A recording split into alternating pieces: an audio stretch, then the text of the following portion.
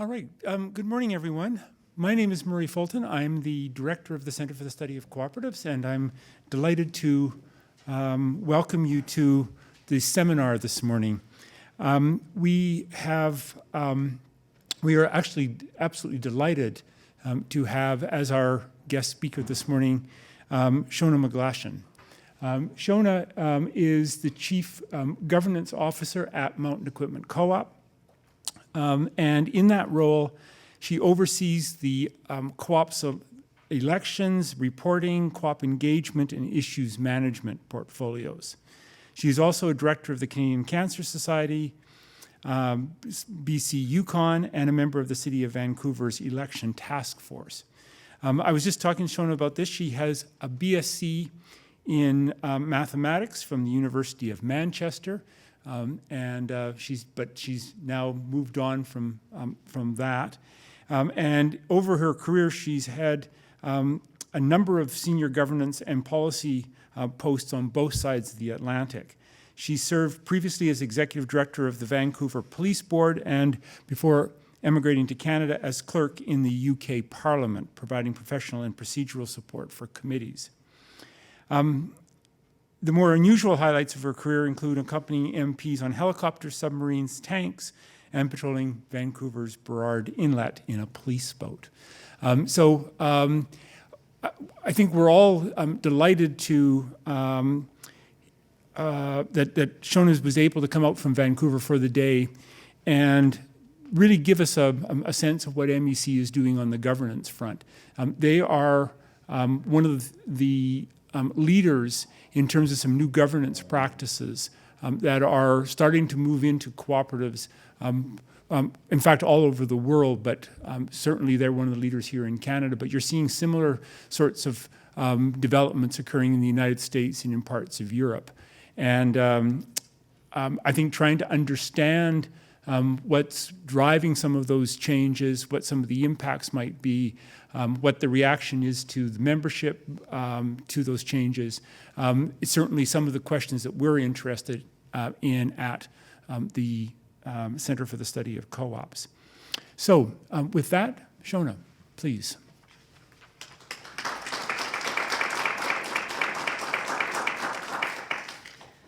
Okay, thanks very much for that introduction, Murray. And first of all, thank you very much to Murray and to Darcy for inviting me here today and for making the arrangements that have allowed me to be here.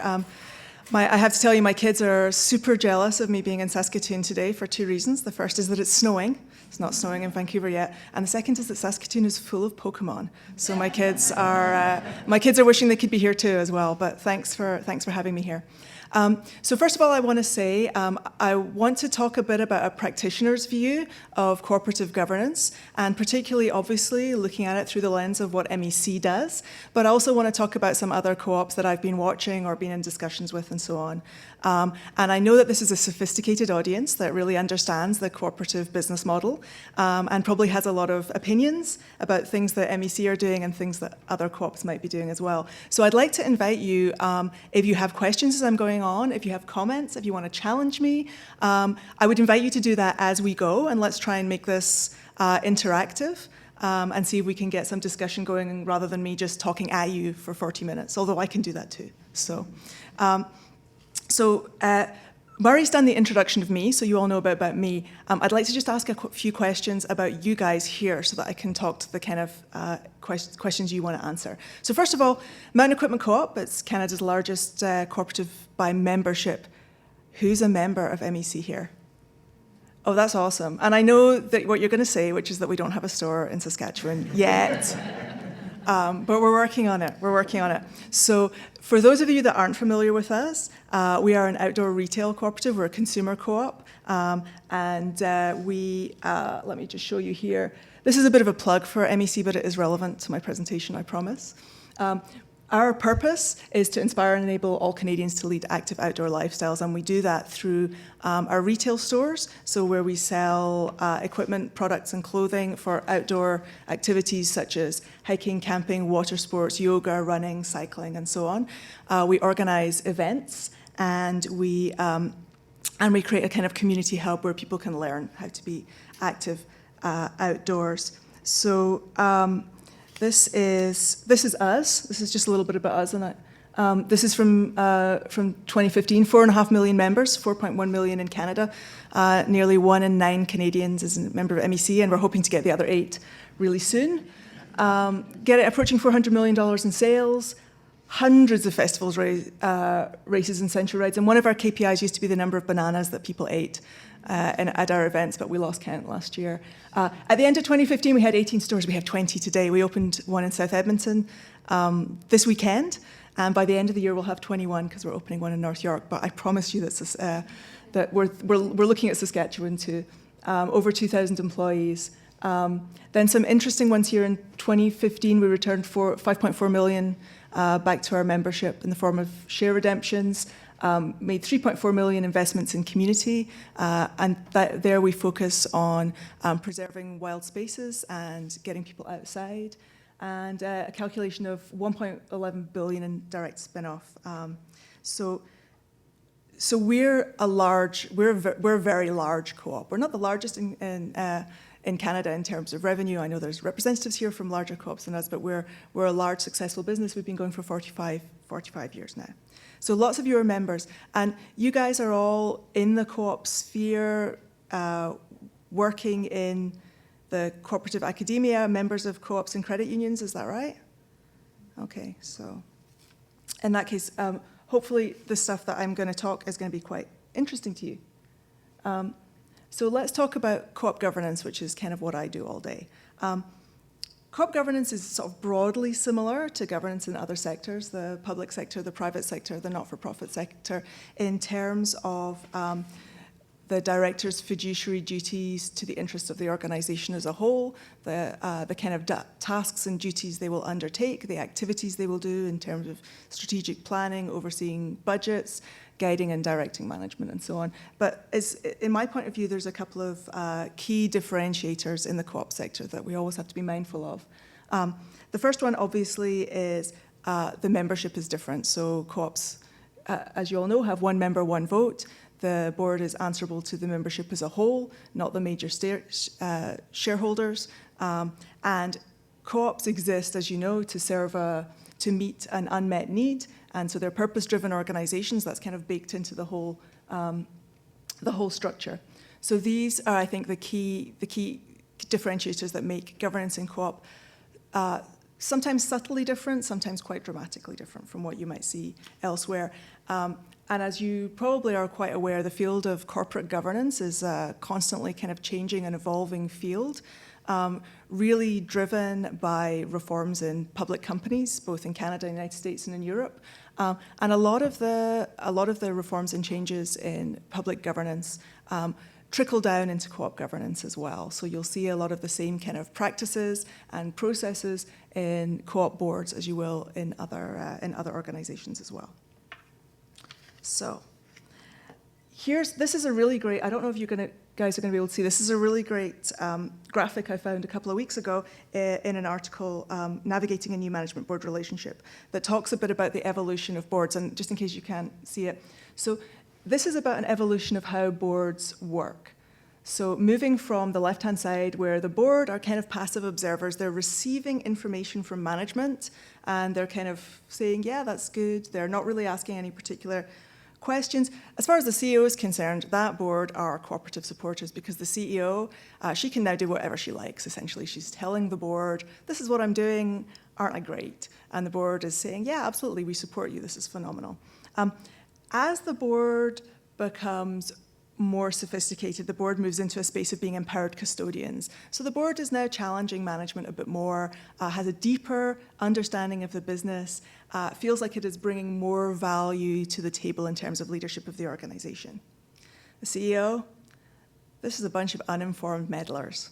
What can I do to keep them out of my hair and off my back? Let me get on with running the business and keep them happy. I don't like that they're asking questions. They're bothering my management team. They're creating a lot of work. They're not adding any value to my decision-making at all. So the blue space, the board might be happy. The CEO certainly isn't, and that's not a good that's not a good position for any organization. Then moving again, the board is becoming better. And then this kind of ochre space of the engaged collaborators, this is the sweet spot for the board. The board are engaged collaborators. The CEO thinks of the board as helpful partners. And this is one of my visions always for boards that I work with, is that when the CEO has an issue or a challenge or a question, she's going to think, you know what, I want to take this to the board. I want to hear what the board thinks. The board, discussing this with the board is going to add value to my thought processes. The board and I are allies in leading this organization. We have different roles. They're going to help me. So this is the ochre space where you really always want to make sure that your board is living in. And then, as with many things, too much strength, you flip the coin, you head over into another weakness. You have the activist board. The board has moved from being collaborating to really feeling that it needs to drive the organization. The CEO, these guys are overreaching intruders. And again, the CEO goes back into the space of, how can I keep the board happy and can I get them off my back so I can do what I want to do?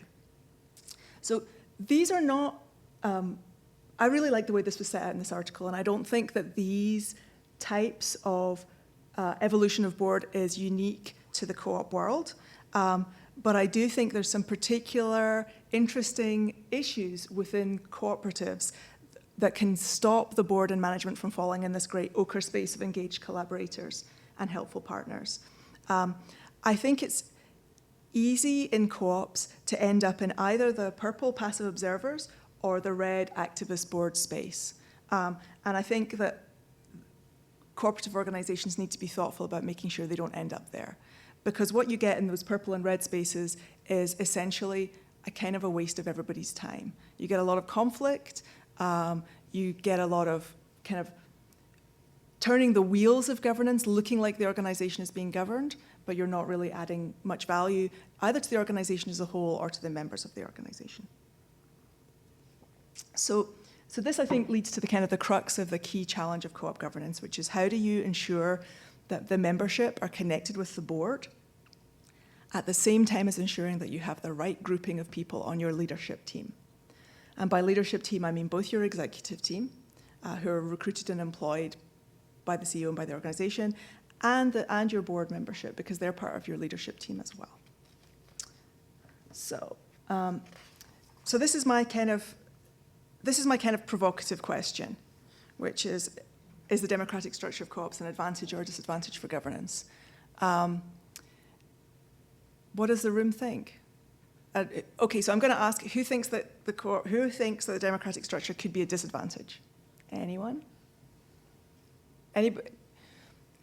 Okay, I can see some people thinking it might be a bit more finely nuanced. Some other practitioners in the room. And who thinks that it's absolutely an advantage? Okay, awesome. Well, let's talk a bit about that and see how it plays out in practice, because I think it is an advantage, but I think there are certain key areas of trickiness that one should try to avoid. So, okay, here's somebody that thinks that democracy is a disadvantage, and this Terence Corcoran here is talking actually about public companies that have shareholder voting.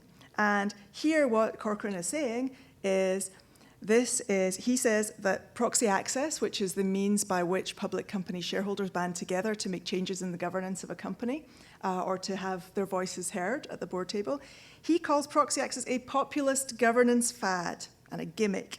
And he says it has little or no relevance to the business of running a business. He talks about shareholder fickleness. And he suggests that in publicly listed companies, shareholder fickleness undermines the division between ownership and control. So what Corcoran is saying essentially is, buy your shares, then shut up and let the management team and the board run the organization. They know what's best for the organization. The shareholders don't know what's best for the organization. Leave them alone. You're just getting in the way. Now that, I think, is probably going to be anathema in the corporate sphere. And rightly so, because co-ops do exist to serve their membership, and their shareholders are their members, and their members are often their customers or clientele as well. So this is an extreme position that I would not, just before, in case anybody's worried, this is an extreme position that I would not support as far as it applies to co-ops. I'm not here telling you that, the democracy in co-ops is a gimmick or a fad, because I do think for co-ops it's part of the way, and board democracy is part of the way in which co-ops can really connect with their membership in a meaningful way, but it's not the only way. So I'm not sure that Corcoran is fully correct as far as it goes for publicly listed companies. I think he's certainly wrong as far as in terms of applying those arguments to co-ops. But how should it work in practice if we're not agreeing that that co-op members have nothing to say about their governance? We're agreeing that there's something. Well, I'm proposing that there is some input that members, as the people that the organisation is meeting the needs for, there's some input they should have into leadership. So the board does need to, in some ways, reflect the will or the desires of the membership. But at the same time, particularly as co-ops get bigger, they become more distant from their membership. So the relationship that MEC has with any one of its members is going to be quite different from the relationship that a housing co-op has with people who live in the housing co-op, or a worker co-op has with the workers who work in the co-op, or even a federation of co-ops has with all its constituent co-ops. So as co-ops grow, one of the key questions is how do they continue to meet member needs?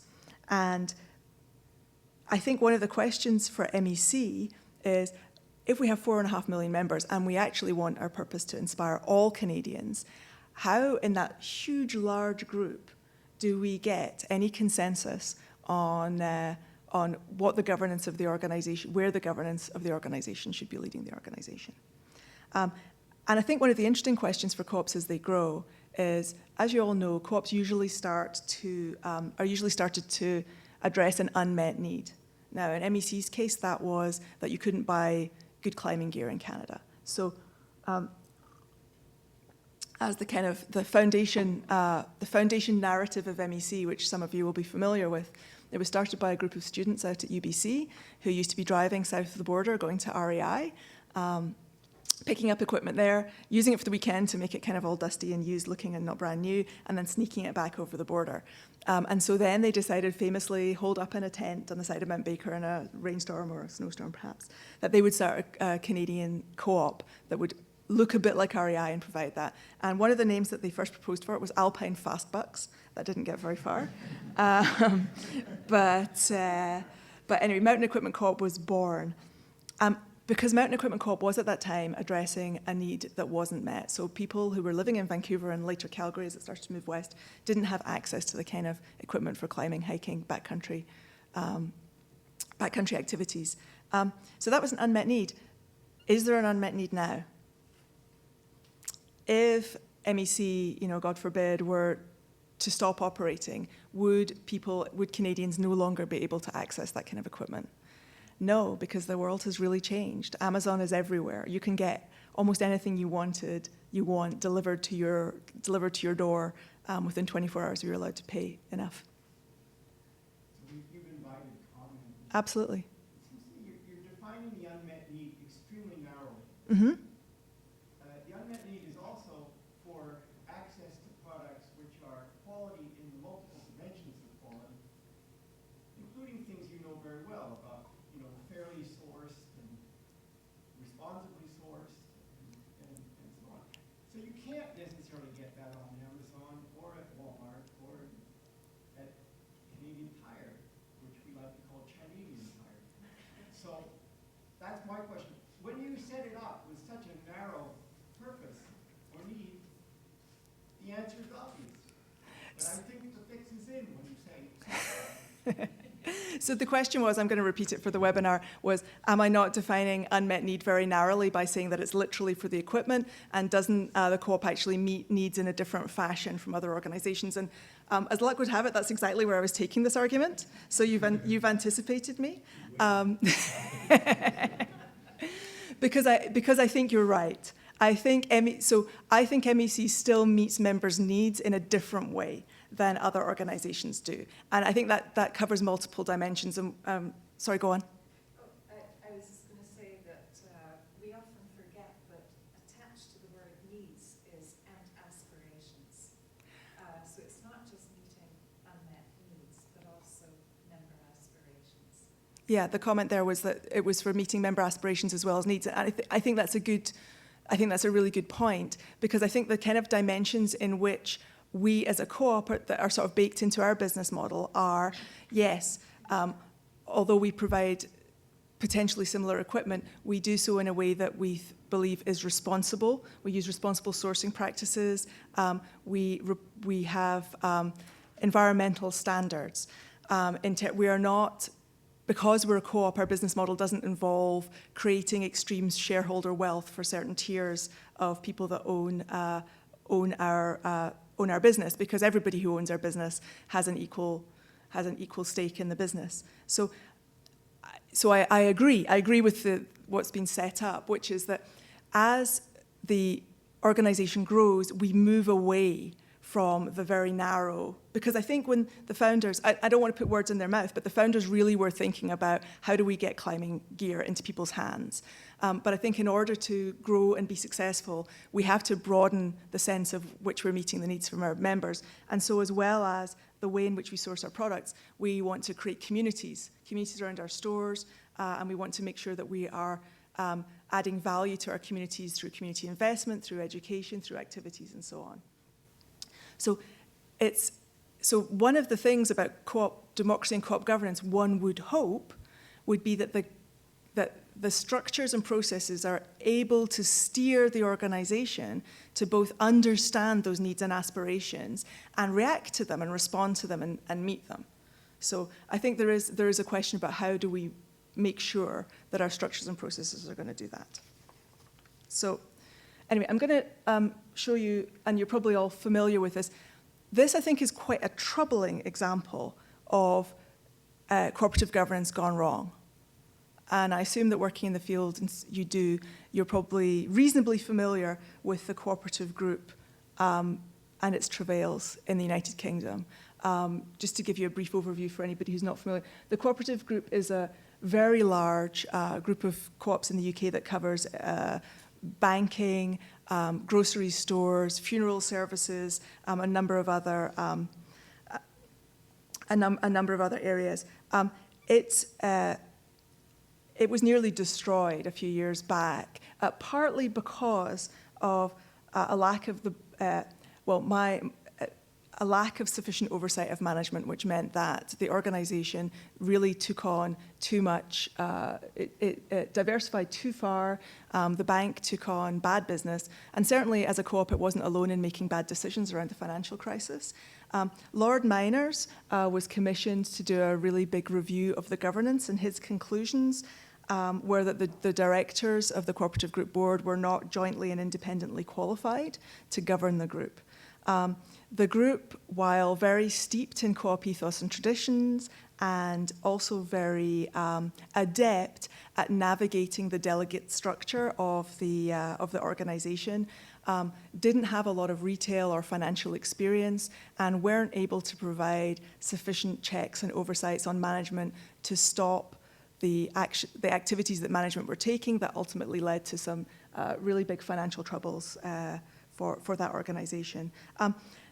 As a result, the co-op group has entirely reformed its governance and now has a combination of elected qualified directors and a larger group of almost member representatives. I think it's 100 member representatives that have an advisory but not a fiduciary role.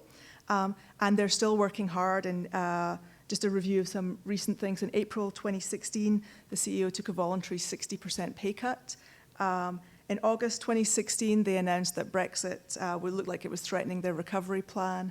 Last month, actually 2 months ago in September, their release showed that their profits were down, but they're still saying that their 3-year turnaround plan is on track to recover that group. So you can't lay all the troubles of the cooperative group at the board, but certainly a lot of the high-profile media interest was in the board, particularly at the board chairman who had of the bank, who'd had no financial experience apart from being a bank teller, and when questioned in front of a parliamentary committee, couldn't tell them the value of the assets of the bank. So it caused them huge reputational damage as well as actual financial damage. And Lord Miners concluded that their governance wasn't fit for purpose, and the reforms were very, very controversial and continue to be controversial. Right? So that's my troubling example. And it leads kind of nicely into this issue here, which you're probably expecting me to talk about, co-op board nominations. The question of whether or not there's a tension between so-called pure democracy, in which any nominated member is put forward for election, or recommendations process, and there's a number of different models which I'll talk through, in which certain candidates are recommended or endorsed or have a little star by their name or somehow or other pushed. The membership are somehow told these people are the people that have the skills at the board. So briefly, I'll just talk about MEC's practice here, which I think some of you will be familiar with. 3 years ago, the MEC board proposed change to our rules of cooperation, and they were, of course, had to go out to our membership. 91% of our membership that voted in favour of the changes in the rules. I'll talk a bit about the challenges of engaging members to actually vote in the first place later. But under our new rules, under our new structure, the board has the ability, in fact, the board is required to recommend a certain number of candidates for election.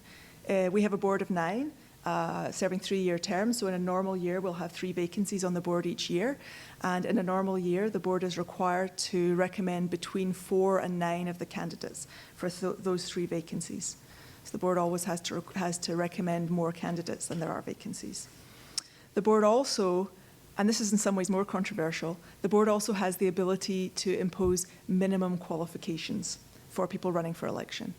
Now, our rules in the BC Cooperative Act have some minimum regulatory criteria, I would say. So, for example, that you have to be resident in Canada, you have to be over 18, you have to not be bankrupt, not have been convicted of election fraud, you have to have been a member for MEC for 3 years and have voted in the last 2 elections. None of those things can change. On top of that, the board can impose minimum criteria, and then beyond that, the board must also recommend some of the candidates. So that's been an interesting few years. And I do just want to talk about how that's played out in my view, and this is simply my view. First of all, the proposals, when they were first made, were controversial, and we did hear back from a number of our members that they were not happy with the proposals. Nonetheless, when that went to the vote of the full membership, there was an overwhelming vote in support of the board's recommendations. Every year, as we've gone forward, and we've run 3 elections under the system now, we have had feedback from certain of our members that they don't like the recommendations and they don't support it. And those members come to our AGMs and tell us that as well. However, we've had the highest election turnout in our history for the last 3 years, pretty much, which to me indicates that our members are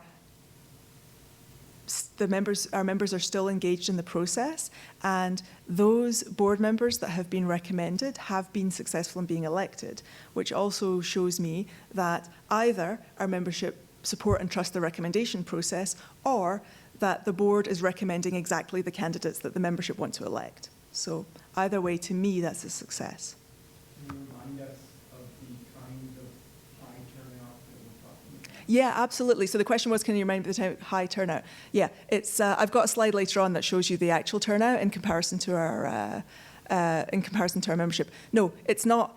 It's relatively high. It's not absolutely high. It's about 1%. It's small, and that's a real challenge of co-op democracy. And I do want to talk about that later, certainly. So So beyond what's happening in our elections, I also see a big difference in what's happening in our board. As our organisation grows and matures, it needs different kind of skills and experience at the board table, in my opinion, and I believe that we're starting to see that now. And one of the ways that becomes very apparent to me is that each year the board does a review of the skills and experience that are on the board when it's thinking about what gaps it needs to fill. and I'll talk about that a bit later. But for the last couple of years, when we've been looking at those experience gaps, we've been finding that the gaps are not very glaring in a way that they've maybe in past years. We're starting to have a board that is kind of balanced and rounded out in terms of the skills and experience that it's got at the table, and we're not identifying the kind of gaps in experience that we may have had a few years ago. So I'll talk about that a bit later, but I also want to talk about, Murray alluded to the fact that we're not the only co-op that's making these kind of moves. Oh, actually, sorry, I forgot about this slide. I wanted to share this one. This slide actually lives in Darcy's office. So this is a slide by Paul Thompson, who is here at this organization. I don't know if Paul Thompson's in the room, but this is a slide from him on MEC and his group's criticism of our decision making. So he and a group of fellow students here, I believe, did some work on MEC's governance structure, and were very critical of the changes that led to that we've been doing in the election. And so the way they envisage MEC is, I think that the board is directing both the membership and management rather than information flowing up through the membership via the board to management. And so Mr. Thompson's recommendations were that we should stop endorsing director candidates, and that the need for skills and experience can be met by providing ongoing training for directors, remove the ability for board members to veto member resolutions, and focus on co-op principles as a part of our competitive advantage. With apologies to Mr. Thompson, my view is that this is somewhat naive in terms of how MEC operates. We're absolutely a co-op. It's baked into every single part of our business model. Nonetheless, being a co-op is not in itself sufficient for us, I believe, to survive in this modern cooperative world, in this modern competitive world. When you look at other players in the space, like Amazon, Amazon's business model is essentially eat everyone, and then we'll be left with everything, I think. So Amazon is able to take on massive losses while it grows and builds its business, and hopefully overtakes the competition or brings the competition in a marketplace. So MEC needs to be better in a whole bunch of areas about meeting our members' needs. We need to have great value, great quality product. We need to be appealing to our members, both in store and online. We need to provide the right products at the right time and engage with our members in a way that they want to engage with us, and we need to provide a community. Just being a co-op, in conversations with our members and looking at our members, we find that knowing that they're buying from a co-op tends to make our members feel good, but it's not in itself a driver of choice. Having said that, it's a very important part of who we are. We do want to talk about it. If you go on our website, you'll see the cooperative mark is on every single page of our website. We use the co-op mark branding in all our kind of corporate communications, annual reporting, elections, and so on. We're engaged with Co-ops and Mutuals Canada, with our local co-op associations and so on. We are in no way trying to downplay the fact we're a co-op. We absolutely are. It's baked in. But it's not in itself. It cannot be the only thing that we used in order to survive and to meet our members' needs. And then the suggestion here is that ongoing training for elected directors would help balance out the skills and experience of the board, and therefore the recommendations process should be dropped. In my view, that's a very big ask. We're electing directors for a 3-year term. Directors are not full-time employees. So in order to take somebody that has potentially no or limited experience of, for example, retail, the outdoors, finances, governance, and think that you can think that in a short period of time you can create enough education, add enough value to have that person add value to the decision-making of the leadership and board team at MEC within the scope of that 3-year term is a very, very big ask. But you know, I would appreciate hearing from anybody else about what their views are on this point. Okay, I guess. But moving on to some other practices. Just to give you a couple of examples, a few examples here that you may or may not be aware of. REI here, REI is Recreational Equipment Incorporated. They're an outdoor retailer in the United States. They're somewhat similar to MEC. They're much bigger than us. And they've been going since the 1930s. And I'm a member, and they're also great. REI, quite controversially, proposes 3 candidates for 3 vacancies. Take them or leave them.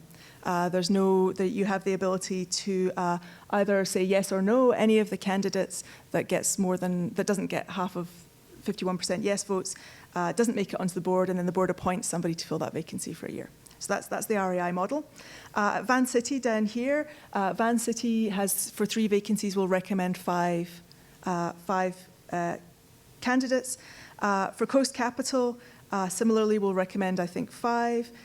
Coast Capital, interestingly, doesn't permit any campaigning at all during their election period. Candidates can't have websites or email or hold meetings or anything. They've got a very interesting resolution coming up. They see this give us the go-ahead. They're asking their members to vote yes to a resolution that would permit them to move beyond British Columbia and become a federal credit union.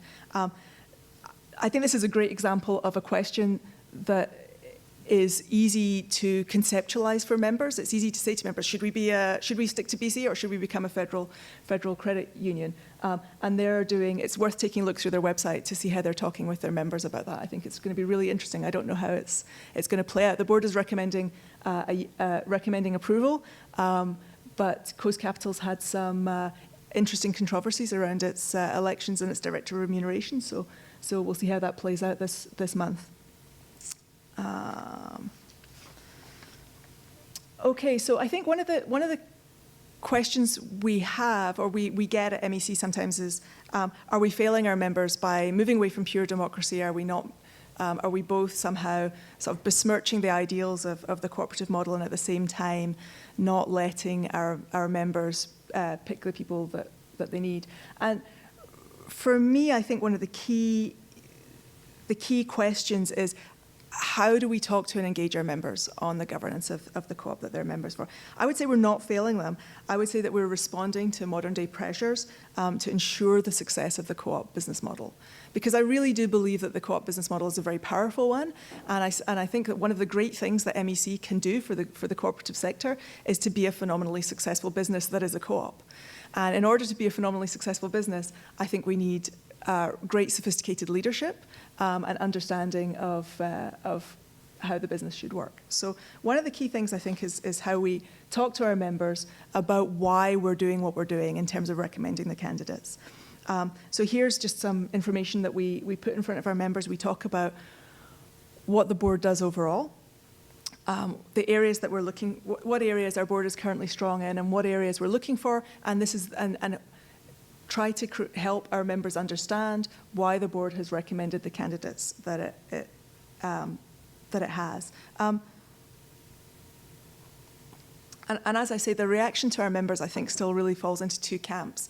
There's a number of members who we do hear from, and they don't support it, and they don't agree with us, and that's absolutely that's absolutely their prerogative. And they email us, they come to the AGM, and they talk to us, but still looking at our election engagement, not really in terms of absolute numbers, but more in terms of how people are voting, is a sign to me that members are trusting our process.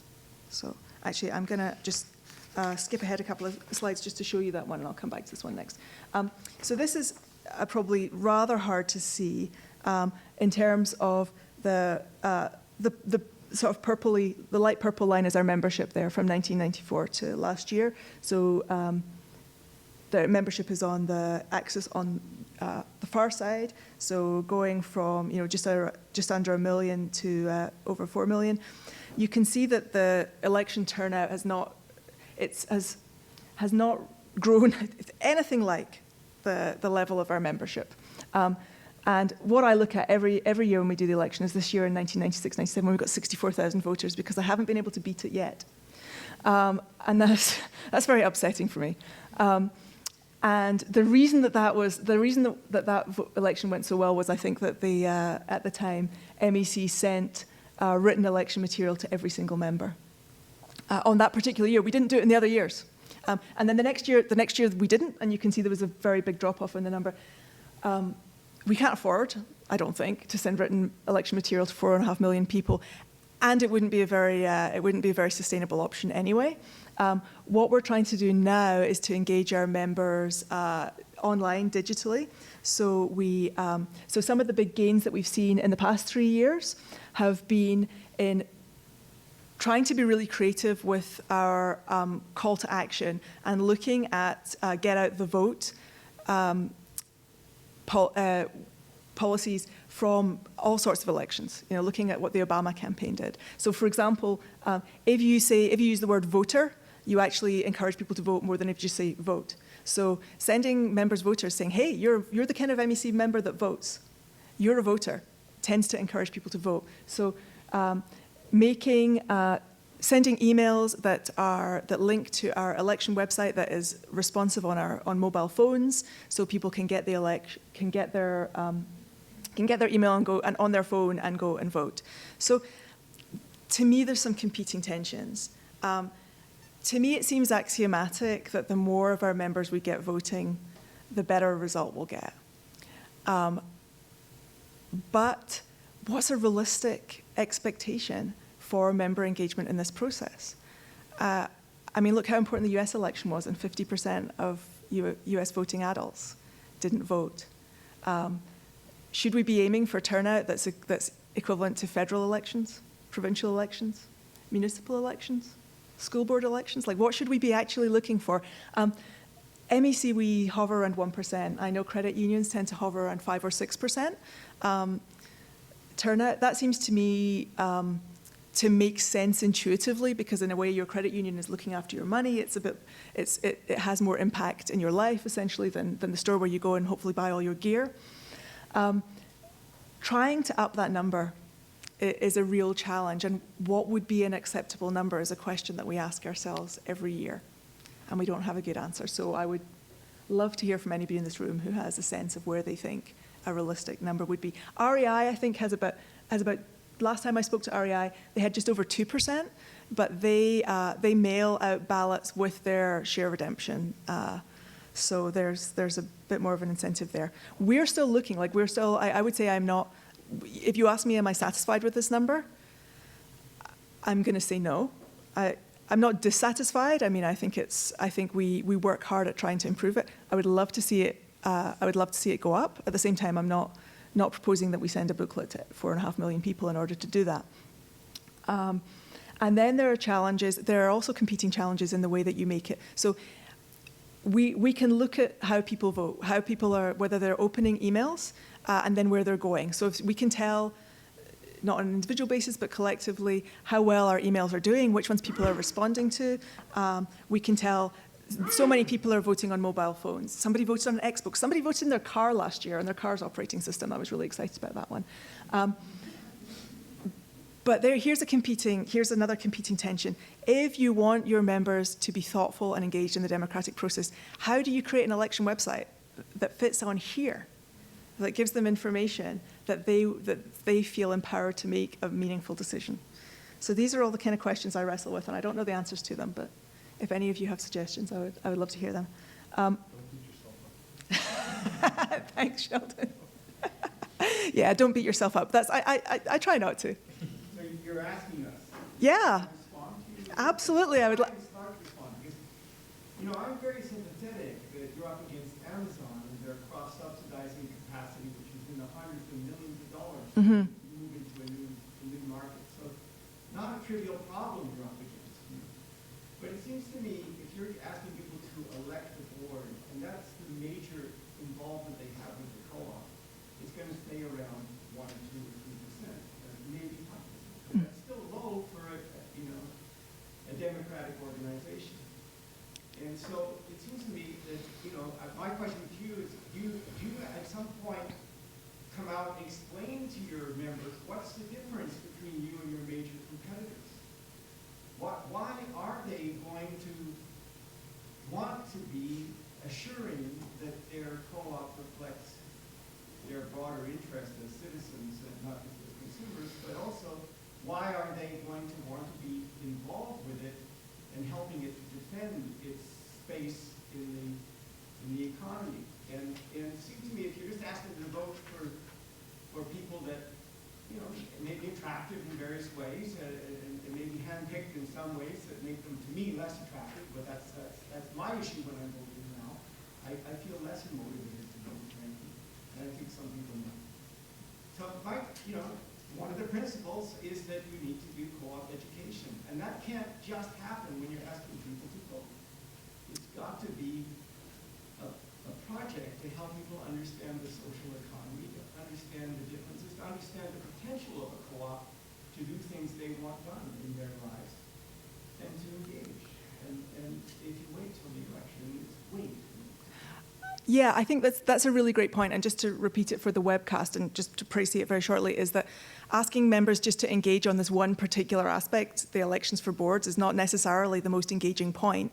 And that really this needs to be something that's an ongoing conversation we're having with our members about why the co-op business model is valuable and why they should be, why MEC is the organization that they should be going to. And I completely agree with you. I think there are people like me, and look at me. You know, I worked in the House of Commons for 10 years. I'm on the City of Vancouver election task force. I'm kind of an election nerd. I will always give me any opportunity to vote, and I'm going to take it. But that's a pretty, rarefied strata. Not all people feel like that, as we can see from looking at election turnouts and all sorts of different elections. So yeah, we need to meet our members where they are. Maybe it's unrealistic to say, get really stoked about the Board of Directors election. In fact, it's kind of unrealistic to say that. But we need to be having an ongoing conversation. And I think that is something that we're conscious of at MEC, and it's something that we're trying to get right. To me, the sweet spot is probably not in the pure play co-op, but it's talking about the purpose-driven organization and the values basis of the organization. And that includes being a co-op, but it includes our responsible sourcing, it includes our employee engagement practices. It's a very wide conversation. So how do we create the space for that conversation with our members while at the same time also wanting to talk to them about how awesome being active outdoors is. And I think social media definitely gives us some great jumping off points in that. So, if any of you are followers of us on Twitter or Facebook or reading our blog, we do provide that additional content. Can we improve it? Absolutely. And I think you're right.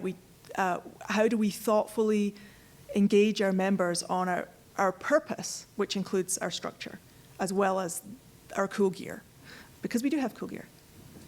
Could I just tag on to the previous question and your answer? And I want to say, by the way, our students here have learned a lot about co-ops by debating with each other about MEC's governance reforms, and you cited some of their work, but it's been great material for courses.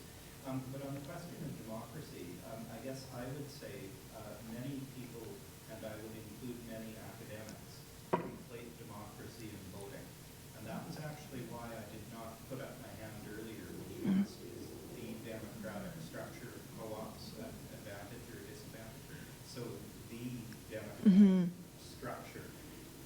When you talk about a values-driven organization, I think it's really interesting to think about democracy not as voting, but as a set of values.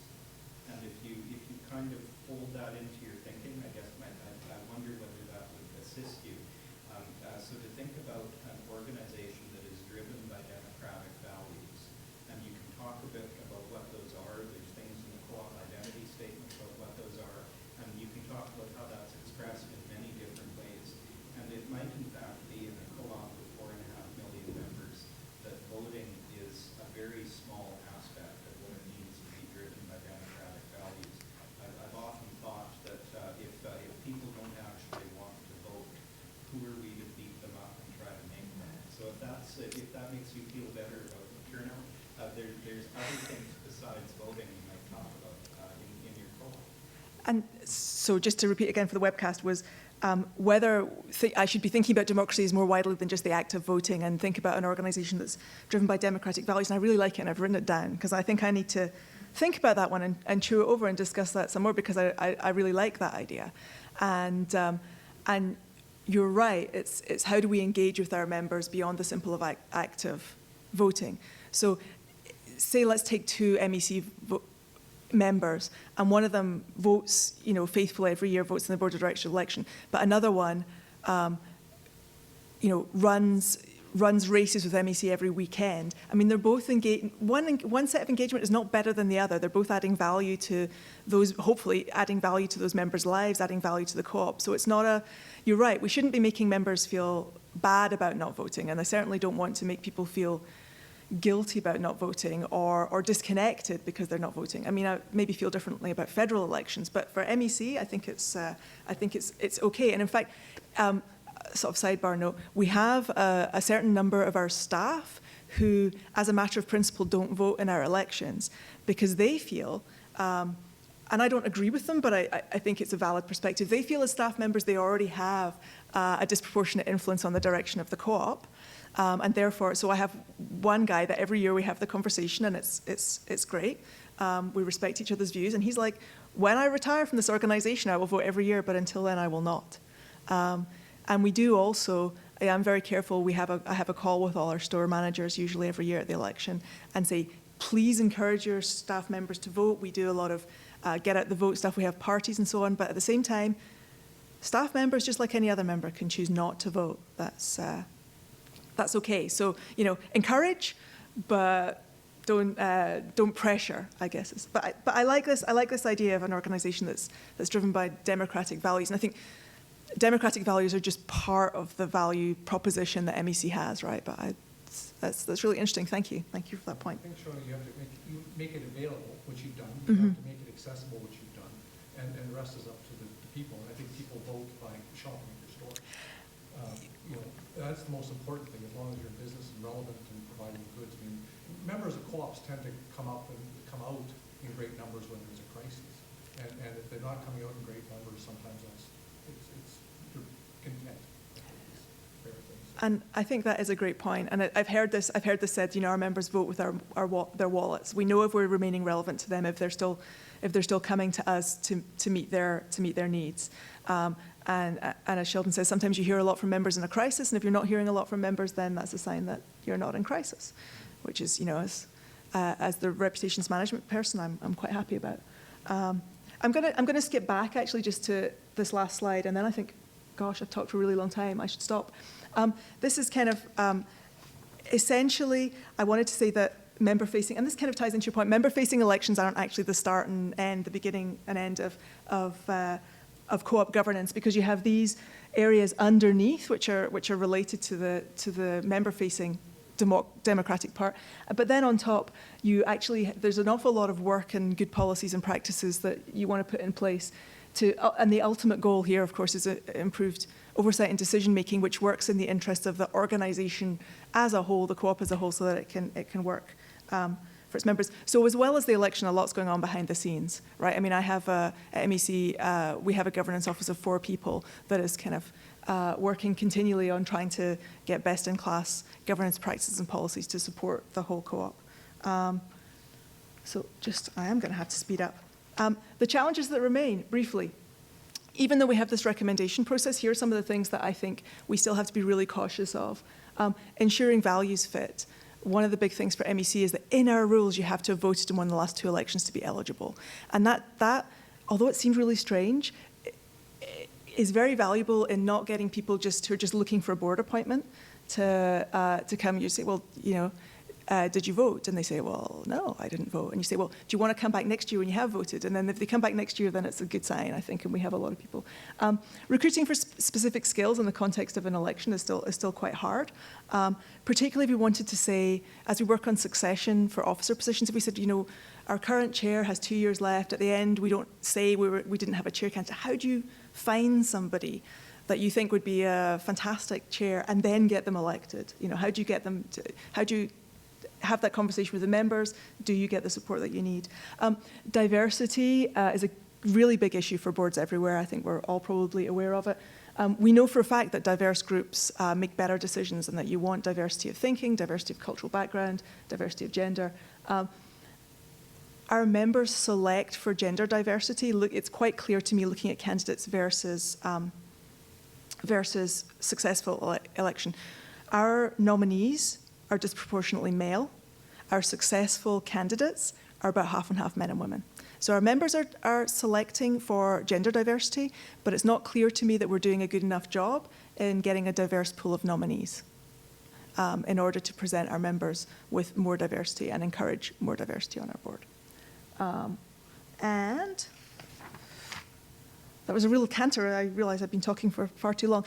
Thank you.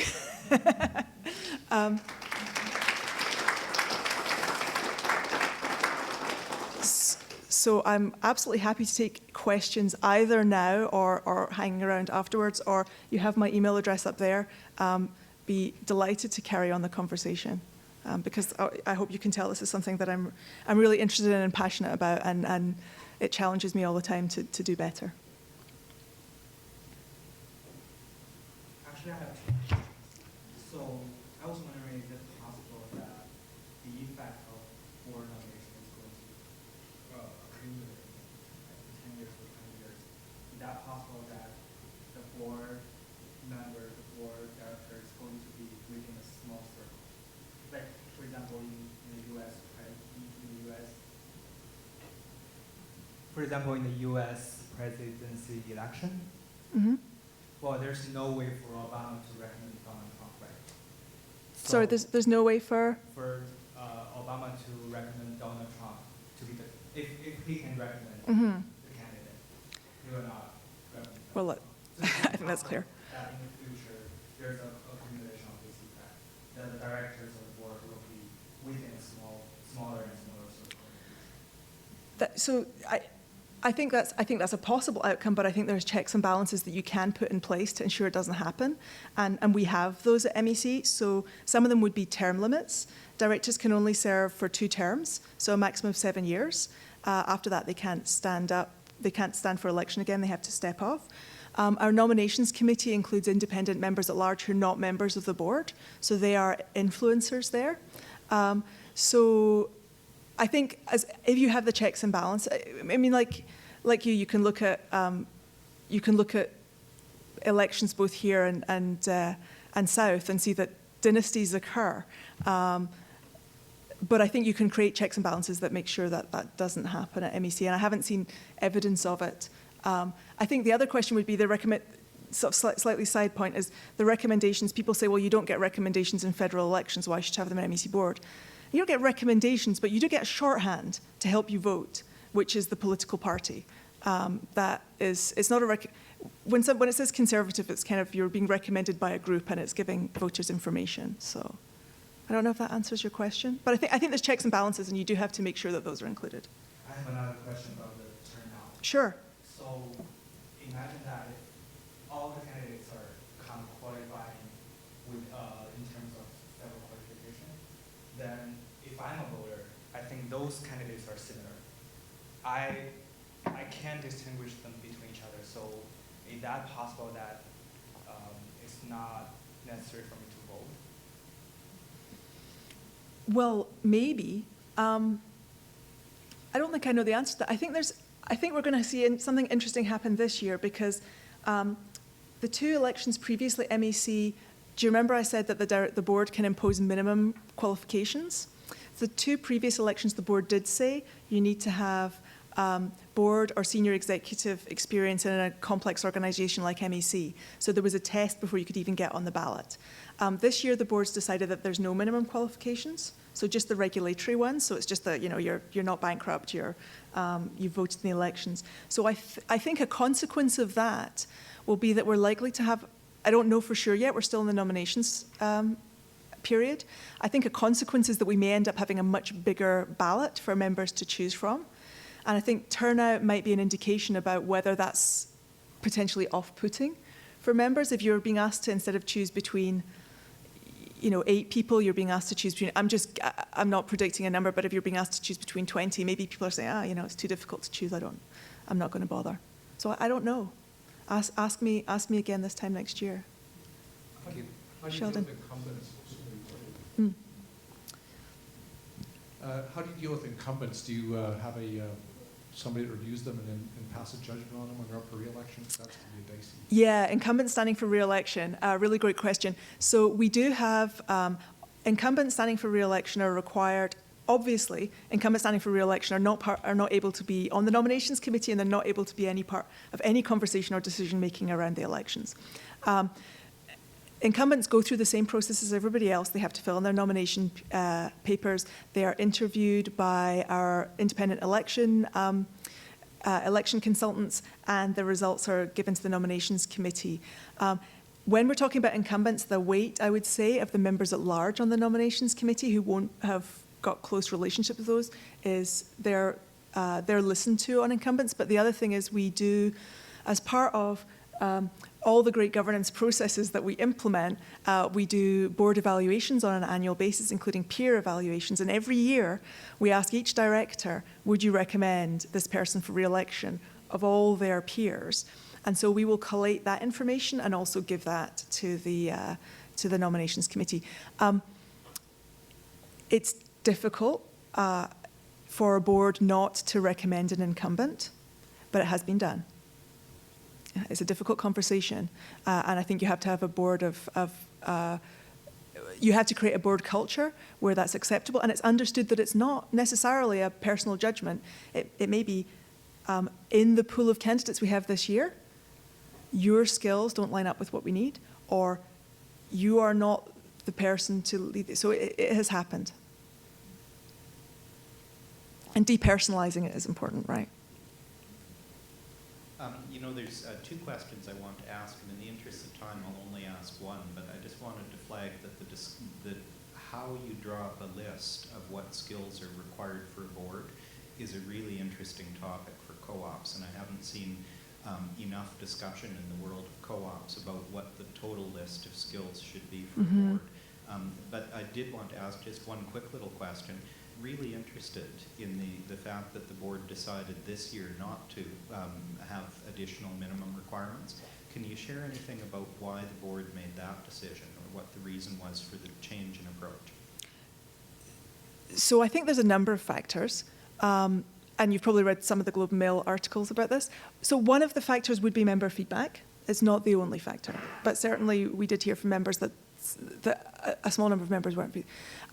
But the other would be, I think, actually going back to this issue of skills and experience is, like I said, after having worked through the recommendation process for a couple of years, we have a board that is much stronger across all those skills and experience. So the gaps are not as apparent or urgent as they were. So I think there was a feeling that the need was not as great. And finally, I think the two other reasons. One was last year, I can tell you, we had some great candidates that we would love to have put before the members who just didn't meet that minimum criteria, but had great skills in other areas and would have been maybe not recommended candidates, but could have been very interesting candidates.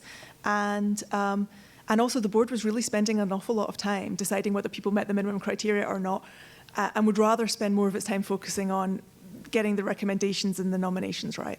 So for there was a variety of reasons. The board can revisit this question every year. So it's.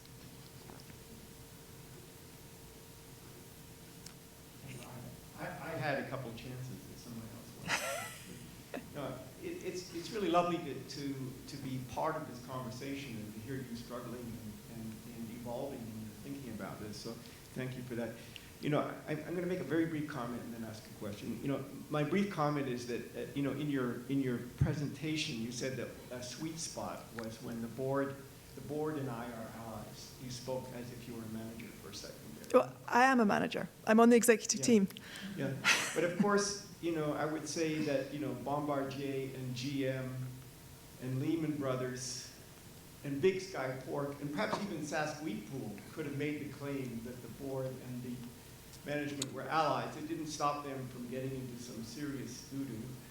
And I don't know that the government is going to rush in to bail out Mountain Equipment Co-op when it gets into bad debt. But so, you know, I would like you to comment on then whether among the minimum criteria, or not minimum criteria, but let's say educational priorities for the board, is helping the board to understand what are the co-op principles and what are co-op effective governance practices. Do you put before the board exciting examples of really innovative governance in other boards besides these sort of instructional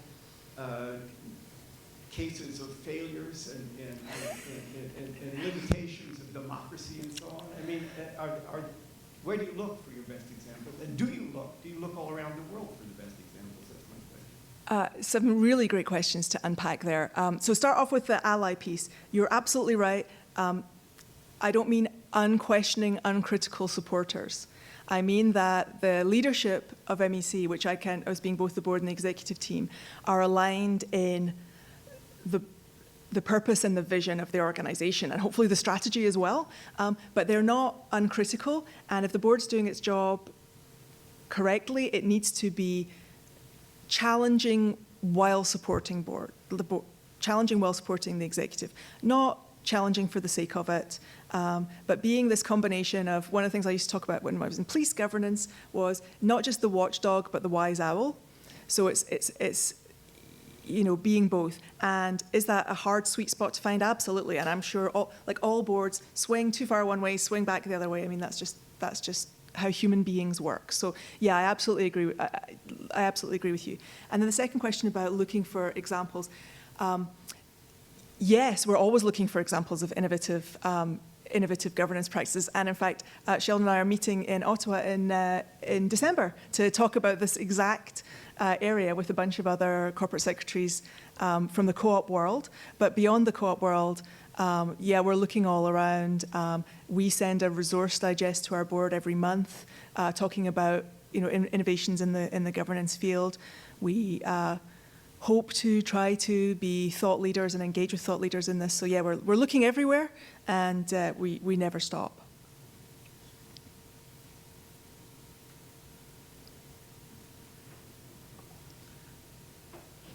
Well, thank you all very much. It's been a great pleasure. It's always really nice to have questions, so thank you for the questions, and I hope you enjoy the rest of your day. I don't know if you want. And let me just finish off here by once again thanking you very much, Shona. This was a wonderful presentation, lots of stuff for consideration and thought. And please stay after and chat with Shona. Thank you again. Yeah. Thank you. Thanks.